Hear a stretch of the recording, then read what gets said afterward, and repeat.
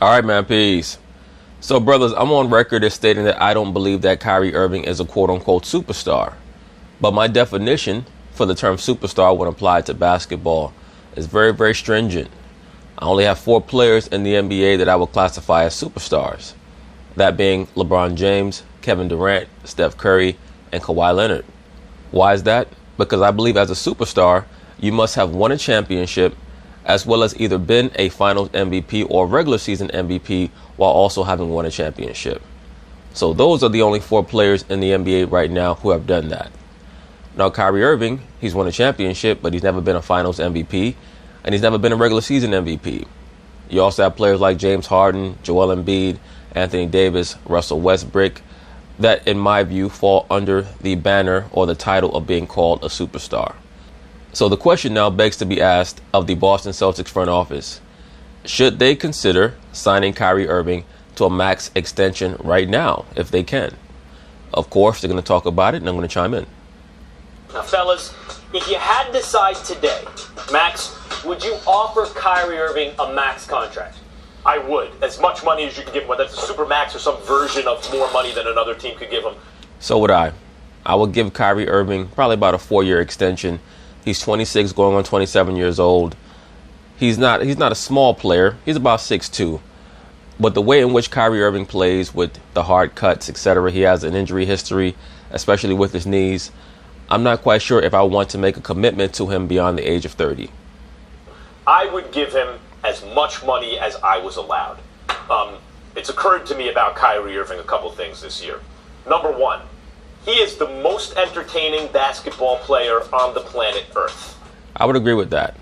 I think that Steph Curry might be a close second, but Kyrie Irving is the player that I enjoy to watch the most because of the diversity of skills that he has offensively, as well as how clutch he is.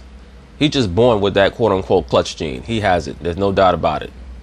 In the known universe, of every person who plays basketball, the best entertainment value you get is from Kyrie. He is sensational and he's fun to watch. Agreed. Like James Harden can be as effective as he wants. It's a boring style, right? I agree with that as well. Right, Kyrie is, and Westbrook goes all out all the time, and that's amazing.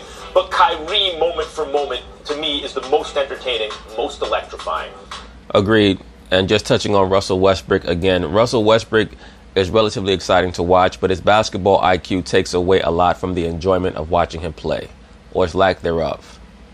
Russell Westbrook is very exciting to watch, but his lack of basketball IQ, his gross lack of basketball IQ, takes away from the enjoyment of watching him play. He's also, how can I put this? Guys, it's not that he's better than Steph Curry. If you're starting from scratch, I'd rather, start with Steph Curry. He'll get you closer to where you want to get by himself. I agree. I believe. Set a better culture, the whole thing. He's obviously not as good as LeBron. And there are others that fit that description. But I will say this about Kyrie compared to the other point guards. If you gave me similarly talented teams, like Steph's on one side, Kyrie's on the other, and around them is a similar level of talent, give me Kyrie's team. There is something about that dude in high leverage moments that I believe in and trust more than Steph, even though I'm not. Well, those are 2 different points. First, you're saying that you would take Kyrie if he had a team around him that had a similar talent level to Steph, but then you qualify it by basically saying that Kyrie is a better clutch player. Those are 2 separate points. Because I'd probably take Steph if the talent was equivalent on both sides, because I think that Steph is going to be a consistent factor throughout the game, even more than in Kyrie because of his ability to shoot 3-point shots. But down the stretch of close games, there's no doubt, Kyrie is a level above Steph Curry. Knowledge, Steph has a better overall effect. That's really valuable when you talk about getting to the very top of the sport, Stephen A. In crunch time, with the chips on the line, in an even matchup. It can't be like it was the Warriors the last couple years, but go before that.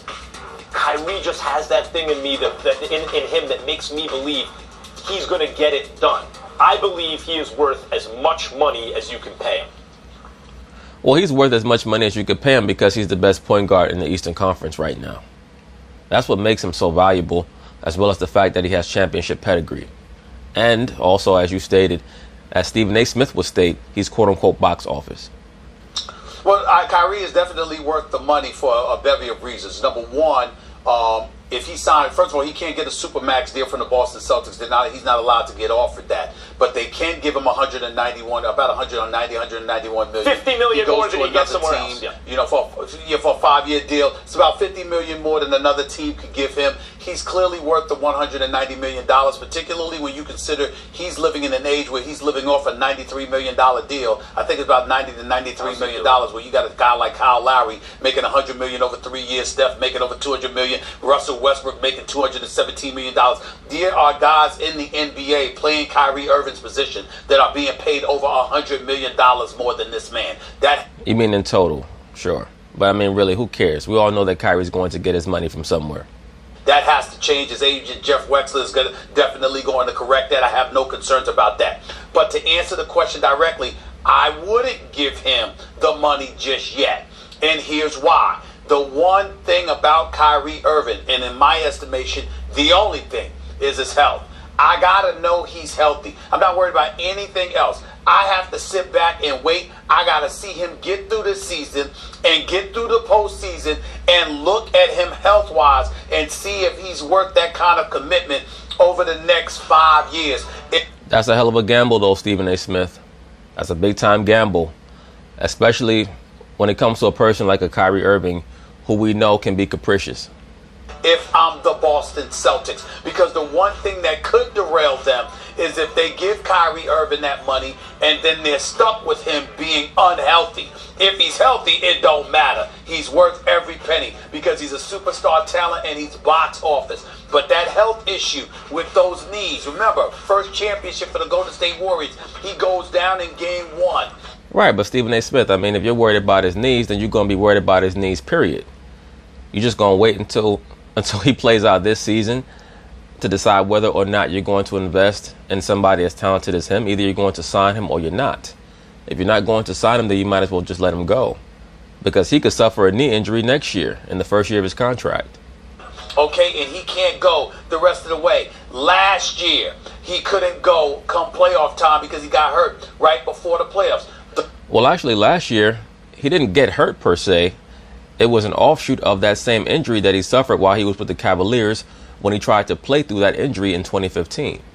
Those knees have been an issue. And so that would be a concern of mine. I need to know he's healthy. That's the only concern. By the way, unfortunately, Kyrie Irving's worth every penny. Unfortunately, the Celtics can wait to see if he's healthy. But the question is, today, Stephen A., right now, Kyrie's agent calls you and says, all right, either you give him as much money as you can give him, you agree to that right now, or we are moving on. What do you choose to do? Got to give him the money. That's if you plan on competing for a championship. Right now, when we look at the Eastern Conference, Kyrie Irving might not even be one of the top 3 players in the Eastern Conference, but you need him in order to compete with the other teams. Because I'm sure that if we were to create a list or a scale to judge the most impactful players in the Eastern Conference, most people would pick Giannis Antetokounmpo over him. Most would probably pick Joel Embiid over him.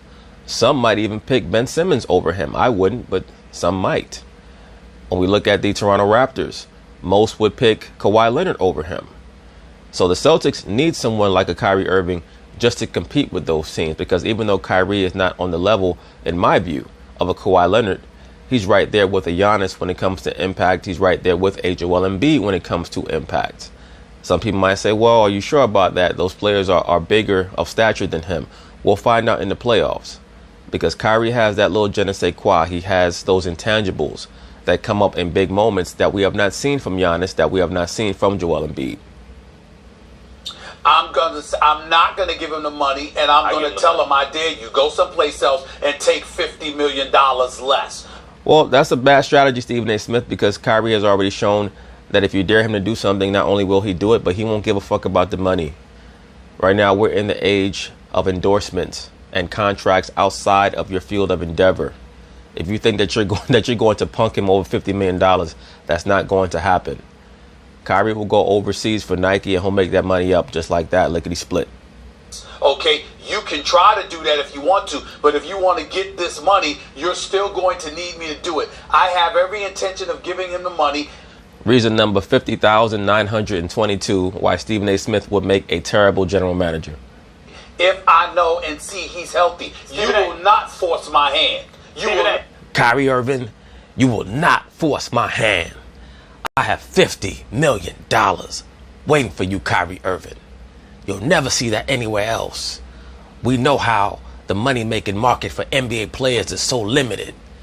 So you can only get it here, Kyrie, in Boston, under Stephen A. Smith. Let me put it another way. That's what I would do. Look into And your ass would be fired the next day. your crystal ball for a second. Let me put it another way. Do you believe Kyrie Irving is done winning championships? It depends. That's tough to say. Right now, the landscape of the NBA is very, very competitive. Can we honestly say that the Boston Celtics have a better chance of winning a championship than the Oklahoma City Thunder, the Denver Nuggets, the Houston Rockets, the Milwaukee Bucks, the Philadelphia 76ers, the Toronto Raptors? We can't say that. Right now, there's a big morass in the NBA when it comes to competition. So to deduce whether or not Kyrie is done winning championships, that's a loaded question. Not at all. Me neither. Let me ask you guys this. We only have less than 1 minute, but if they did pull it off, this push to the summer, and you had Kyrie and Anthony Davis both on the Celtics, Stephen A., would that be a team that you put as the favorite to win the NBA championship? No, still not. Even with Kyrie Irving and even with Anthony Davis. Nor would I, because they're going to deplete the rest of their roster to the degree where I would first have to see who they replaced a Jason Tatum and a Jaylen Brown with. And we all know it's already been brought forth or brought to the light that Anthony Davis has claimed that he will not re-sign with the Celtics if indeed they trade for him. So, I mean, that's a tough hypothetical to answer. But even if it were to occur, if Anthony Davis were to team up with Kyrie, first we have to see what their chemistry is like, how they play together.